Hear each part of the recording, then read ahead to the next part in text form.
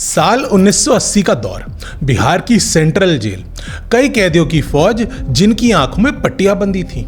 एक पत्रकार, बिहार सरकार और बिहार पुलिस सिस्टम के द्वारा चलाया गया एक ऑपरेशन, जिसकी गूंज तब की प्रधानमंत्री इंदिरा गांधी के कानों तक भी गई थी और गूंज उठी थी इंडियन पार्लियामेंट की दीवारें। आज किस्सा उस ऑपरेशन का, जिसके ऊपर बॉलीवुड ने एक मूवी भी बनाई थी, लेकिन उस मूवी में भी इतनी हिम्मत नहीं थी कि वो पूरी सच्चाई दिखा पाए। Ex central minister Arun Shourie की हाल ही में किताब पब्लिश हुई है, the commissioner for lost causes, जिसमें उन्होंने इस घटना के बारे में डिटेल में बताया है। इसलिए आज निकपीडिया original presents Bihar police system को बदल देने वाले ऑपरेशन गंगा जल की डिटेल रिपोर्ट। चलिए इस किस्से की शुरुआत करते हैं।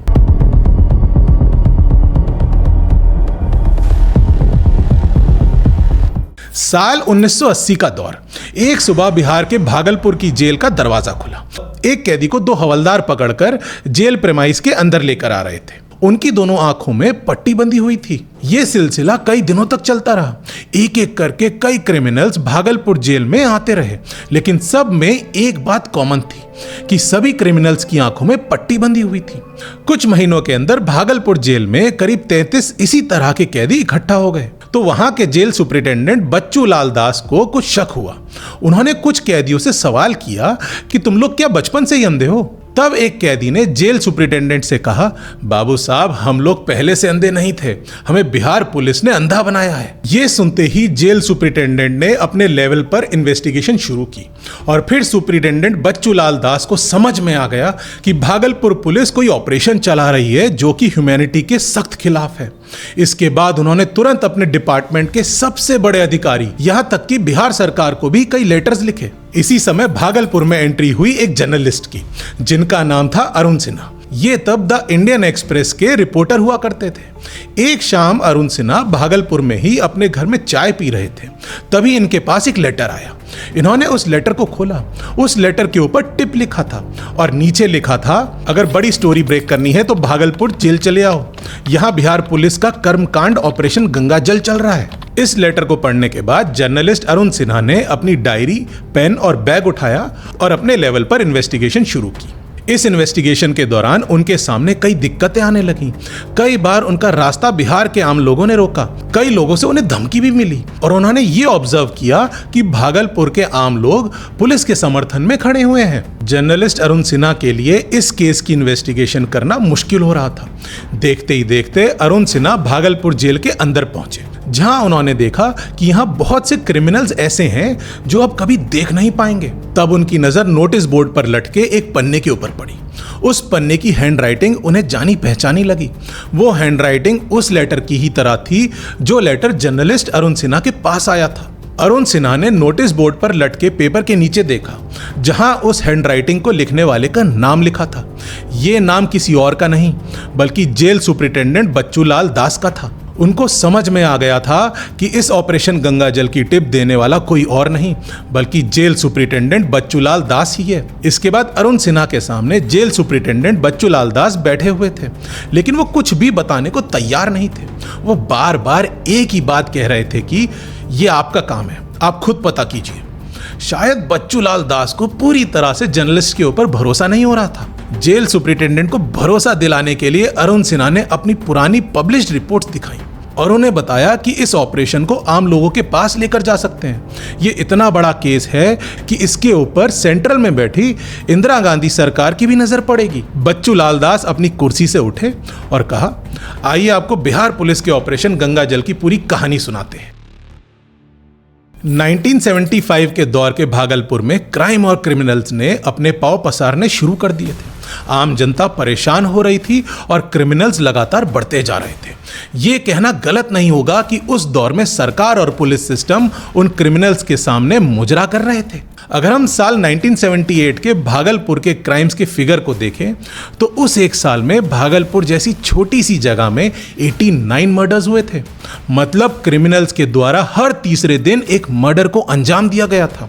किडनैपिंग और रेप की तो गिनती ही नहीं थी। बिहार का भागलपुर इंडिया में क्राइम का हॉटस्पॉट बन चुका था। इसी बीच साल 1979 आया। भागलपुर के एक बड़े बिजनेसमैन के बेटे की किडनैपिंग हो गई। ये एक हाई प्रोफाइल मामला था, इसलिए पटना से भागलपुर पुलिस के ऊपर पहली बार प्रेशर आया। तभी एक और घटना घटी। क्रिमिनल से परेशान होकर भागलपुर के पास के एक गांव में आदिवासियों ने कुछ क्रिमिनल्स को पकड़कर जान से मार दिया और नारेबाजी की, जब पुलिस ही बिकी हुई है तो जनता को हथियार उठाना पड़ेगा। इस घटना के बाद वो हुआ जो कि ऑफिशियल रिकॉर्ड्स में दर्ज है। कहा जाता है कि आदिवासियों के विरोध के बाद भागलपुर पुलिस ने एक धर्मशाला में एक मीटिंग बुलाई, जिस मीटिंग में कहा गया कि अब पुलिस को कुछ ऐसा करना होगा जिससे भागलपुर से क्राइम हमेशा के लिए खत्म हो जाए।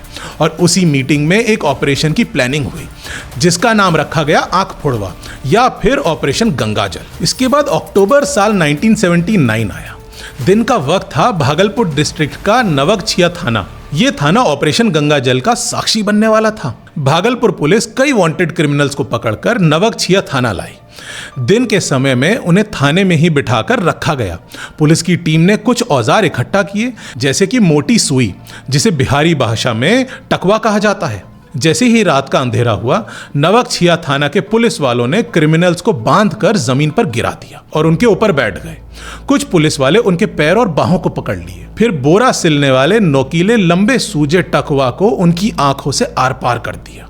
इसके बाद उस कमरे में एक डॉक्टर साहब आए, जिनके हाथ में तेजाब की बोतल थी और उसके ऊपर लिखा हुआ था गंगाजल।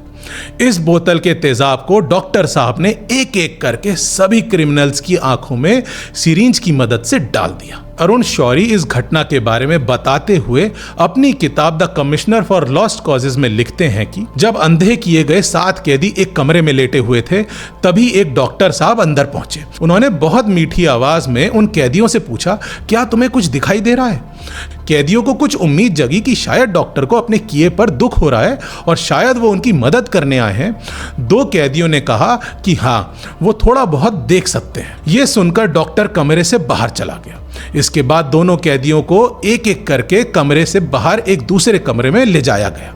वहां उनकी आंखों से रुई हटाकर उन्हें एक बार फिर फोड़कर उसमें तेजाब डाल दिया गया। यह सिलसिला 1979 से जुलाई 1980 तक चल रहा था। उस समय भागलपुर के एसएसपी वीडी राम यानी विष्णु दयाल राम थे और उनके ऊपर इल्जाम यही था कि इस पूरे ऑपरेशन के पीछे उनका ही हाथ था। हालांकि इस बात को कभी उन्होंने एक्सेप्ट नहीं किया। इसी के साथ उस समय के बिहार के मुख्यमंत्री जगन्नाथ मिश्रा के मंत्रिमंडल के कम से कम एक सदस्य को पिछले 4 महीनों से इस ऑपरेशन के बारे में जानकारी थी और उन्होंने इस बारे में पुलिस को आगाह भी किया था। लेकिन भागलपुर के पुलिस अधिकारियों ने उसका यह कहकर जवाब दिया था कि जिले में कानून और व्यवस्था बनाए रखने के लिए यही सबसे कारगर तरीका है। नवगछिया थाना से शुरू हुआ ये ऑपरेशन गंगाजल भागलपुर डिस्ट्रिक्ट के हर थाने तक पहुंच गया। पुलिस की टीम एक एक करके सभी हिस्ट्री शीटर क्रिमिनल्स को उठा रही थी और उनके साथ वही कर रही थी जो हमने आपको ऊपर बताया है। अब ये बात द इंडियन एक्सप्रेस के जर्नलिस्ट अरुण सिन्हा को पता चल चुकी थी। उन्होंने कई महीनों की रिसर्च के बाद एक रिपोर्ट तैयार की और उसे दिल्ली भेजा। तारीख आई 22 नवंबर 1980। इंडियन एक्सप्रेस के अखबार के मेन पेज में एक हेडलाइन पब्लिश्ड हुई, eyes punctured tries to ensure blindness. इस खबर के ब्रेक होते ही देश में हंगामा मचना शुरू हो गया। तब सेंट्रल मिनिस्टर वसंत साठे ने कहा था, इंडियन एक्सप्रेस अखबार पुलिस का मनोबल गिराने की कोशिश कर रहा है। अब हम सिर्फ कल्पना कर सकते हैं कि बिहार पुलिस के द्वारा चलाए गए ऑपरेशन गंगाजल की गूंज कितनी ज्यादा रही होगी। जैसे ही मीडिया के गलियारे में इसकी चर्चा शुरू हुई, इंडियन पार्लियामेंट में भी ये मामला उठा। तो शुरू में सरकार ने यह कहकर अपना पल्ला झाड़ने की कोशिश की कि जो कुछ भी हुआ है वो दुर्भाग्यपूर्ण है। लेकिन हंगामा बढ़ता गया और तब प्रधानमंत्री इंदिरा गांधी को खुद इस मामले के ऊपर बोलना पड़ा। उन्होंने गहरा दुख प्रकट करते हुए कहा कि वो इस बात पर यकीन नहीं कर पा रही हैं कि आज के युग में भी बिहार में ऐसी चीज भी हो सकती है।